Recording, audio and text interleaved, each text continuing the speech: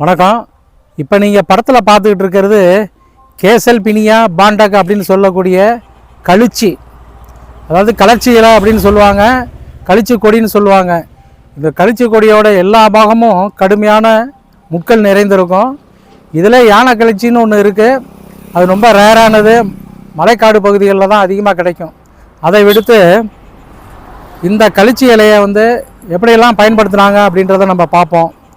முதல்ல நம்ம பார்க்கக்கூடியது என்னென்னா, இந்த களிச்சி இலையோட நுனியில் பார்த்திங்கன்னா இந்த மாதிரி கொழுந்து இலையை இருக்கும்.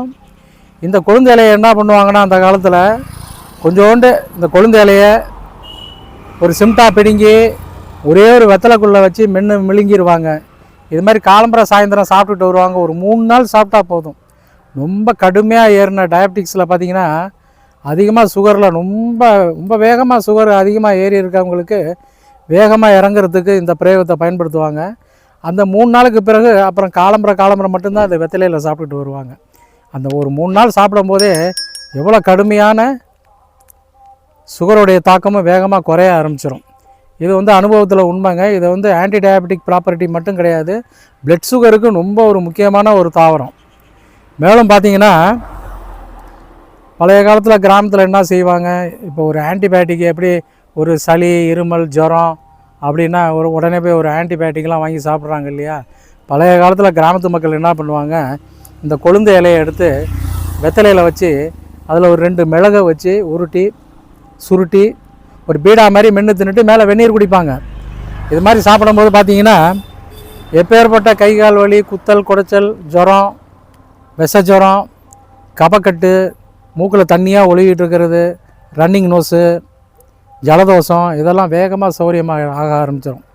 மேலும் பார்த்திங்கன்னா இந்த இலை கொழுந்தோட வெங்காயத்தை சேர்த்து, சின்ன வெங்காயத்தை சேர்த்து விளக்கெண்ணெய் விட்டு வதக்கி ஒரு வெஞ்சனம் மாதிரி சாப்பிடுவாங்க. அதாவது காலம்பரை சாயந்தரம் ஒரு தயிர் சாதத்துக்கு ஒரு தொட்டுக்கிட்டு சாப்பிடுவாங்க. எதுக்காக மாதிரி தயிர் சாதத்தோடு சாப்பிட்றாங்கன்னா, கடுமையான பௌத்திரத்தில், அதாவது பார்த்திங்கன்னா அந்த ஆப்சஸ் உருண்டு திரண்டுட்டு உடைய முடியாமல் ரொம்ப கஷ்டப்படும் போது இது மாதிரி ஒரு 3 நாளைக்கு சாப்பிடுவாங்க, 2 நேரம் வெங்காயத்தோடு சேர்த்து. அப்படி சாப்பிடும்போது பார்த்திங்கன்னா எப்பேற்பட்ட பௌத்திர கட்டியும் வேகமாக உருண்டு திரண்டு உடஞ்சிரும்.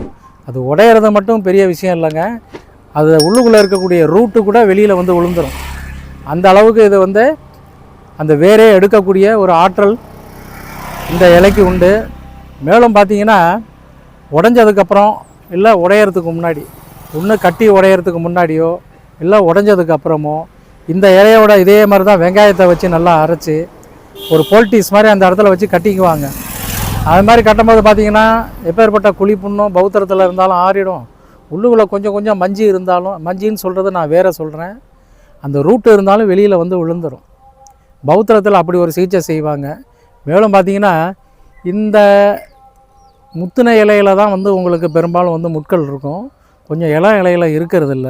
இந்த இளம் இலையை சேகரித்து ஹைட்ரோசல் வீக்கத்தில் வச்சு ஒரு கோமணம் மாதிரி கட்டிக்குவாங்க. இது மாதிரி காலம்பரை வேலை முடிஞ்சு குளித்ததுக்கப்புறம் காலம்பரை ஒரு தடவை இந்த மாதிரி கட்டிக்குவாங்க. நைட்டு ஒரு தடவை படுக்க போகும்போது இது மாதிரி கட்டிக்குவாங்க. இந்த மாதிரி கட்டிக்கிட்டு வரும்போது ஹைட்ரோசல் வீக்கம்லாம் சௌரியமாக இருக்குது. மேலும் பார்த்திங்கன்னா இது ஃபைலேரியாவுக்கு ரொம்ப ஒரு பெஸ்ட்டு மெடிசன். இது பழைய காலத்தில் என்ன பண்ணுவாங்கன்னா, இந்த இலையை நல்லா அரைச்சி ஆரம்ப ஃபைலேரியலில் கால் வீக்கத்தில் இதை நல்லா கனமாக தடவிட்டு அதுக்கு மேலே பப்பாளி இலையை வச்சு நூலாலேயோ இல்லை நாராலேயோ நல்லா கட்டிட்டு ஓய்வு எடுத்துக்குவாங்க. இந்த மாதிரி செய்கிறதுனால எப்பேற்பட்ட யானைக்கால் வீக்கமும் சௌரியமாக இருந்திருக்கு. சில நேரங்களில் வேரிகோசா வெயினில் கூட இந்த மாதிரி ஒரு சிகிச்சையை செய்கிறது ஒரு நல்ல பலனை அளிக்கிறதா அனுபவத்தில் பார்த்துருக்கோம். அதனால் வேரிகோசா வெயின்லேயும் இதே மாதிரி பிரயோகத்தை உபயோகப்படுத்தலாம். இன்னும் இதை பற்றி இன்னும் சொல்லணும்னா, ஒரு கீழே விழுந்துடுறோம், ஒரு அடிதடி, ஒரு பிரச்சனை, தாவாங்கட்டையில் அடிபட்டு பல்லெல்லாம் ஆட ஆரம்பிக்கும் போது சித்த மருத்துவர்கள் இந்த இலையை என்ன சொல்லுவாங்கன்னா, இந்த இலையை மட்டும் உருவி வாய் நிறையா மென்று அடக்கிக்க சொல்லுவாங்க. இது மாதிரி அடக்கிக்கிட்டு வரும்போது பார்த்திங்கன்னா எப்பேற்பட்ட பல்ல ஆட்டமும் உடனடியாக நின்றுடுங்க. இதுவும் ஒரு அனுபவத்தில் உண்மை. மேலும் எலும்பு முறிவு சிகிச்சையில் இந்த இலையோட தேவையான இலையை அம்மியில் வச்சு நல்லா அரைச்சிருவாங்க. அரைச்சதுக்கப்புறம் இந்த கடுக்காவை பார்த்திங்கன்னா மேல் தோட்டை உடச்சி அதை லேசாக கருகாமல் பொன்னூரோலாக வறுத்து பொடி பண்ணிக்குவாங்க.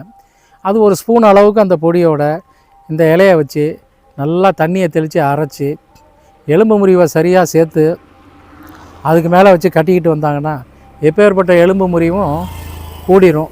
இதுவும் அனுபவத்தில் உண்மை. இது மாதிரி இன்னும் இந்த கேசல் பினியா பாண்டக்குன்னு சொல்லக்கூடிய இந்த தாவரத்தை பற்றி அபூர்வமான செய்திகள்லாம் இருக்குது. இதை அடுத்தடுத்த தொடரில் பார்ப்போம். நன்றி. மேலும் சப்ஸ்கிரைப் பண்ணாதவங்க தயவுசெய்து சப்ஸ்கிரைப் பண்ணுங்கள். நன்றி, வணக்கம்.